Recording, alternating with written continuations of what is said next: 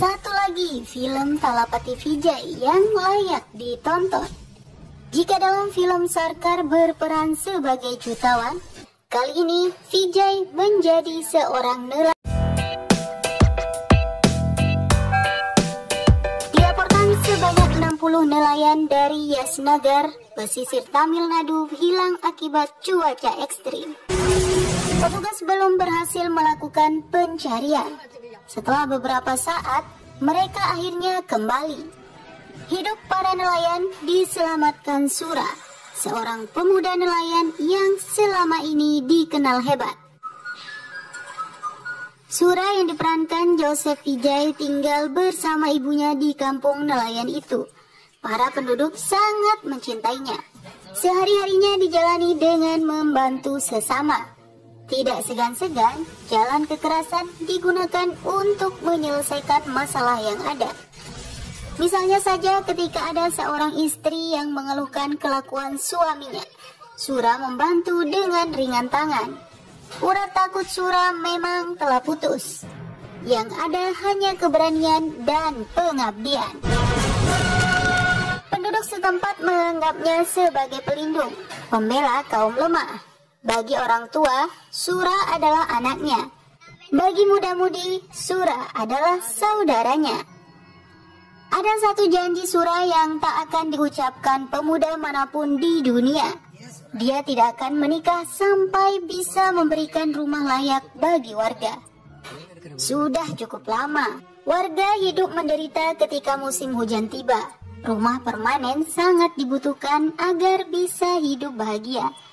Terdapat 1.400 kepala keluarga di kampungnya. Dia selalu berusaha mencari cara bagaimana membangun rumah untuk semua warga. Desakan dari ibunya agar segera menikah dianggap angin lalu saja.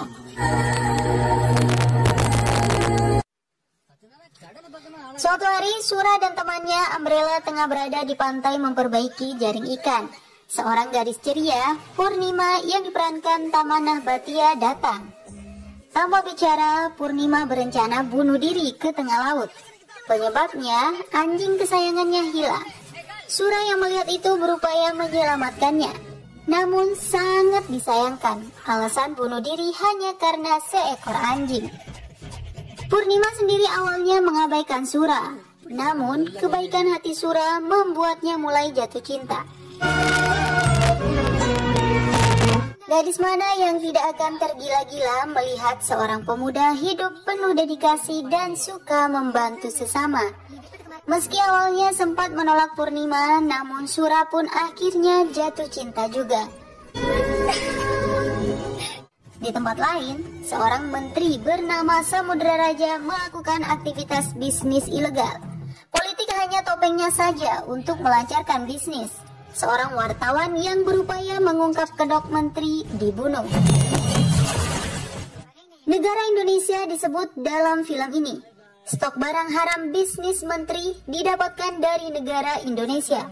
Tentu saja barang haram yang dimaksud adalah narkoba. Masalah menteri dengan Sura diawali ketika ada pengusaha yang ingin membangun taman hiburan di Yasnagar. Pengusaha itu mengaku lahan di sana miliknya, namun penduduk menguasai wilayah tersebut. Sebagai seorang menteri, Samudra Raja tentu bersedia membantu untuk mengosongkan lokasi. Apalagi banyak upah yang didapatkan dari pengusaha. Namun, menteri juga ingin menguasai wilayah tersebut. Pengusaha yang awalnya minta tolong justru diracun dengan menaruh sianida di kopinya. Tapi adegannya tidak sama dengan kasus kopi sianida yang diberikan Jessica kepada Mirna di Indonesia. Keesokan hari, menteri pergi ke lokasi. Dia ingin membangun taman dan segera mengusir para nelayan pergi. Nama Sura disebut bisa menjadi penghalang. Dengan enteng, menteri perintahkan anak buahnya untuk melenyapkan Sura terlebih dahulu agar tidak ada gangguan. Serangan pertama dilakukan di pasar. Ibu Sura yang menjual ikan di pasar terluka akibat serangan itu dan dibawa ke rumah sakit. Sementara Sura menghajar para preman, namun tidak berhasil mendapatkan informasi tentang siapa di balik penyerangan. Ibu Sura sendiri heran, bagaimana bisa anaknya yang begitu baik ada orang yang ingin mencelakainya. Gagal. Malam harinya, menteri kembali mengambil langkah yang lebih brutal. Sura dipukul dari belakang hingga pingsan. Rumah penduduk dibakar bersama tubuh Sura.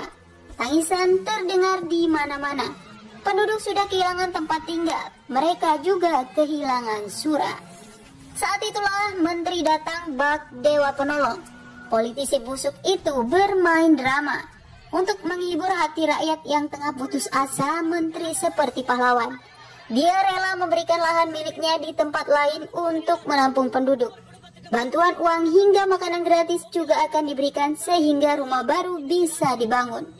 Selama ini setiap keputusan penting ribuan penduduk selalu mendengar dan mengikuti apa yang dikatakan Sura. Namun kali ini Sura sudah tidak ada lagi. Penduduk pun menerima bantuan menteri. Ibu Sura tidak ingin meninggalkan kampung halamannya itu. Hatinya berkata, Sura masih hidup. Benar saja, Sura bangkit dari kobaran api yang masih menyala. Nyawanya terselamatkan sebuah patung yang jatuh ke atas tubuhnya. Betapa hancur hati Sura. Di sekitarnya yang terlihat hanya bara api. Rumah penduduk ludes terbakar. Jiwa muda Sura memberontak. Matanya memerah. Dia menyadari ada orang yang harus bertanggung jawab atas bencana terencana ini. Melihat Sura berjalan datang, menteri beserta antek-anteknya mulai khawatir dan ketakutan. Sementara penduduk menyambut dengan tangisan kebahagiaan. Sura menyalahkan penduduk yang bersedia mengambil uang dari menteri, apalagi mau meninggalkan tempat tinggalnya. Padahal tidak ada keahlian lain yang dimiliki para nelayan kecuali menangkap ikan di laut. Melihat Sura marah, penduduk langsung mengembalikan uang yang sudah diterima. Mereka benar-benar sangat menghormati Sura meski masih muda. Kini giliran menteri yang tidak tahan. Dia memanggil Sura, menanyakan apa yang diinginkan Sura agar mau meninggalkan tempat tersebut. Diakui pula bahwa kampung itu sengaja dibakar. Menteri ingin menyogok pemuda hebat itu dengan uang berapapun yang diminta. Perih hati Sura mendengarnya.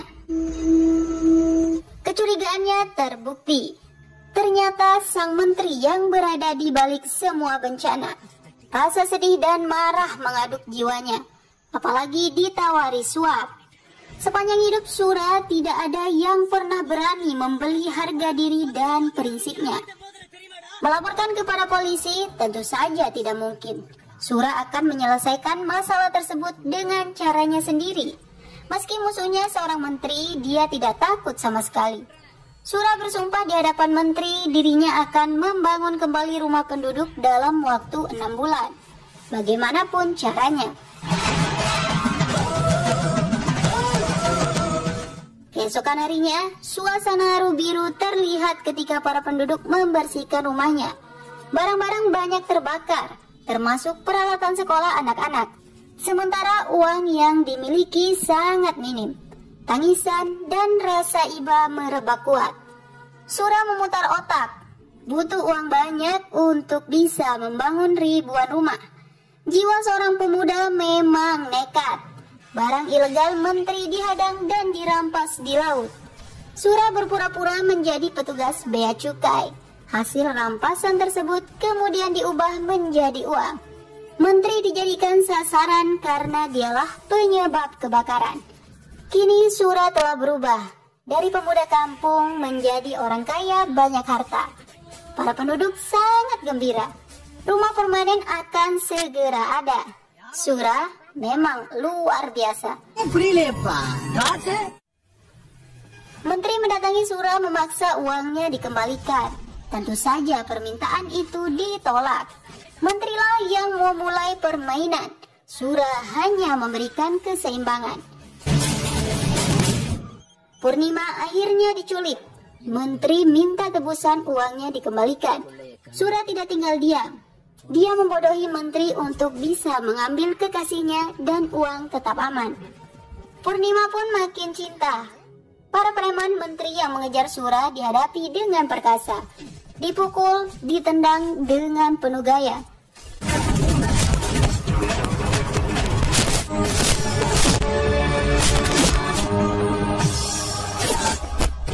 Menteri rupanya tidak putus asa. Kali ini dia mengirim inspektur polisi Das untuk menangkap Sura dengan kasus rekayasa. Polisi itu memang membenci Sura karena sempat merasa tidak dihormati. Tidak main-main, Sura dibuatkan kasus terjerat narkoba. Dia disidang di pengadilan. Namun dengan cerdik, berbagai tuntutan yang dialamatkan padanya bisa berbalik menyerang inspektur polisi. Atas bantuan temannya, Sura berani menyebut dirinya dipaksa menjual narkoba oleh polisi. Untuk membuktikan itu, Sura menantang pengadilan untuk menggerebek langsung narkoba di rumah Inspektur Das. Hakim akhirnya mengabulkan permintaan Sura. Barang haram ditemukan di rumah Das saat penggerebekan. Narkoba sebenarnya ditaruh oleh Umbrella, teman Sura. Semua itu dilakukan sebagai pembalasan untuk Das yang telah menjebak Sura. Adanya narkoba yang ditemukan di rumah Das membuat Sura diputuskan bebas. Sementara Das diborgol dan disidang. Hal itu semakin membuat menteri marah. Apalagi Sura kini berani melecehkannya. Dia tidak akan membiarkan rumah untuk penduduk dibangun. Kekuasaan digunakan. Menteri memerintahkan pejabat setempat untuk merobohkan seluruh rumah yang sudah setengah jadi. Alasan yang digunakan, lahan di sana adalah milik pemerintah. Sura dan seluruh penduduk diminta untuk segera mengosongkan tempat tersebut. Hal itu tentu saja membuat Sura kaget.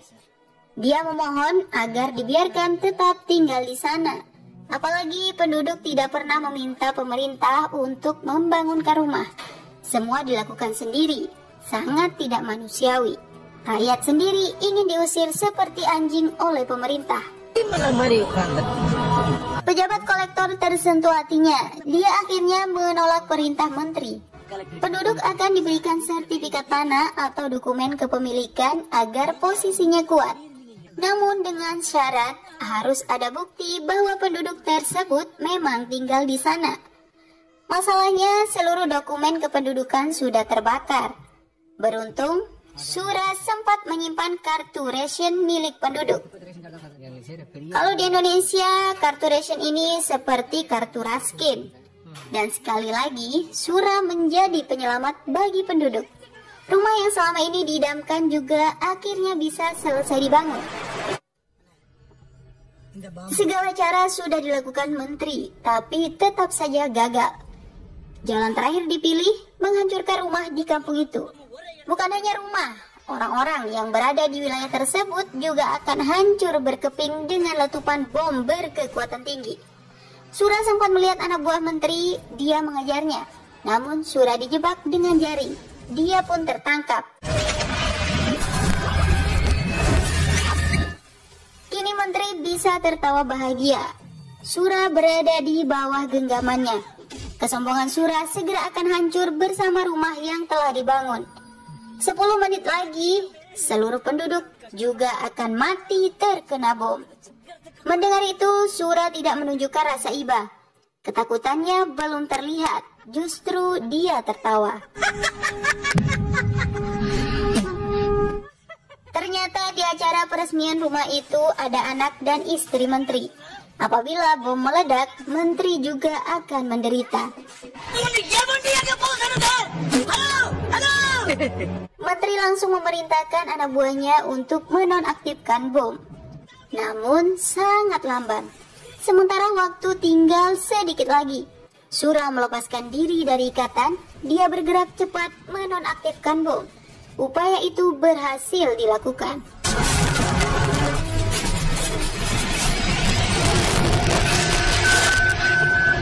Hati menteri tidak tersentuh sama sekali. Padahal nyawa anak dan istrinya telah diselamatkan. Dia tetap ingin membunuh Sura dan seluruh penduduk. Pertarungan di atas kapal laut terjadi. Satu orang melawan menteri dan seluruh anak buahnya. Meski sempat kewalahan, Sura berhasil memenangkan pertempuran. Menteri Samudra Raja meninggal secara tragis dalam duel terakhir itu.